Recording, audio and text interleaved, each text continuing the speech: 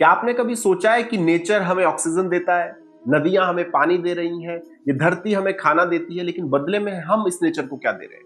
आजकल हम मैनिफेस्टेशन और लॉ ऑफ अट्रैक्शन की बहुत ज्यादा बात करते हैं कि यूनिवर्स से मांगो, वो आपको लाइफ में सब कुछ देगा। लेकिन गीता जी के अध्याय 3 के श्लोक 11 में भगवान श्री कृष्ण ने एक चेतावनी दी है। उन्होंने सक्सेस का एक ऐसा इकोसिस्टम समझाया है जिसे अगर आपने तोड़ दिया तो आपकी सारी लाइफ की सक्सेस मिट्टी में मिल जाएगी। तो क्या है वो नियम, आइए जानते हैं गीता जी के 3 अध्याय के श्लोक 11 में। देवान भाव्यतानेन ते देवा भावयन्तु परस्परम भावयन्तः श्रेय परम वाप्स्य।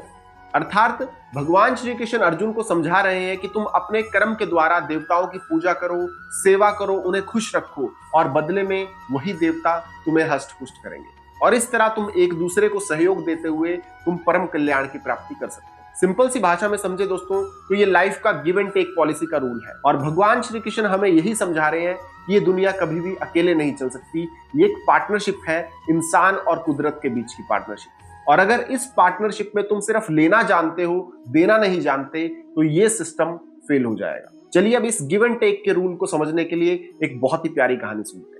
तो एक बार की बात है कि एक जंगल में बहुत ज्यादा भयानक आग लग गई और वहां उस आग के बीच 2 लोग फंस गए। एक व्यक्ति आंखों से अंधा था, वो देख नहीं सकता था, और दूसरा पैरों से लंगड़ा था, वो चल नहीं सकता था। अब आग इतनी ज्यादा तेज होने लगी कि बढ़ते बढ़ते वो आग उनकी तरफ आने लगी। अब इस केस में अगर वो अकेले अकेले बचने की कोशिश करें तो दोनों व्यक्तियों का मरना तय था। तो फिर वो बचेंगे कैसे? तो अब जंगल में आग लगी है और मौत सामने खड़ी है, तो दोनों ने आपस में एक डील की। अंधे आदमी के पास पैर थे लेकिन रास्ता देखने की ताकत नहीं थी, वहीं लंगड़े आदमी के पास आंखें थी पर भागने की ताकत नहीं थी। तो उन दोनों ने मिलकर एक टीम बनाई। अब अंधे आदमी ने लंगड़े आदमी को अपने कंधों पर बिठा लिया। अब लंगड़ा आदमी अपनी आंखों से अंधे व्यक्ति को रास्ता बताने लगा कि दाएं चलो, बाएं मुड़ो, आगे गड्ढा है, और अंधा आदमी अपने मजबूत पैरों से उसके बताए हुए रास्ते पर तेजी से दौड़ने लगा। नतीजा, दोनों ने एक दूसरे की कमी को पूरा किया और वो आग से सुरक्षित बाहर निकल गए और उन्होंने इस तरह से अपनी जिंदगी बचाई। अब सीख क्या है कि अकेले अगर वो दोनों चलते तो राख बन जाते आग के बीच, लेकिन दोनों ने साथ में मिलकर एक दूसरे को सहयोग किया और अपनी जिंदगी बचाई।